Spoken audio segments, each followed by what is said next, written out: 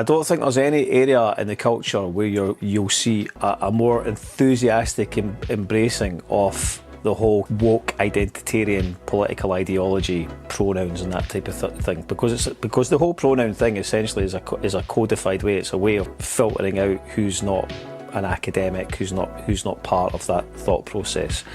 So it's a very elitist, segregating ideology, and it immediately eliminates a lot of working class people. But you'll see in the theatre circles, there was a thing I'd put up on Instagram. Look at the list of the people that were involved in it, every single person that was involved in it. Concept and director, Charlotte McLean, she, her. Creative producer, Helen McIntosh, she, her. Writer, access consultant, Nellie Kelly, they, them. Composer, Malin Lewis, they, them. Lighting designer and production manager, Emma Jones, she, her. Costume designer, she, her, he, him, he, him. Every single person has this pronoun thing going on, like every single person, like an endless list of they, them, this, you know what I mean? Call me mental, right? But I think something like this really exposes it. This isn't normal. This is bizarre. This is totally peculiar to the normal people in the public. You know, and this is about publicly funded art, right? So this is supposed to be the art that the public pay for with their taxes, that they're supposed to at some point perhaps be able to participate in some shape or form. Now, didn't get me wrong, but I think there's a lot of questions can be raised about this type of thing. May makes an excellent point in this article. She said that Berlin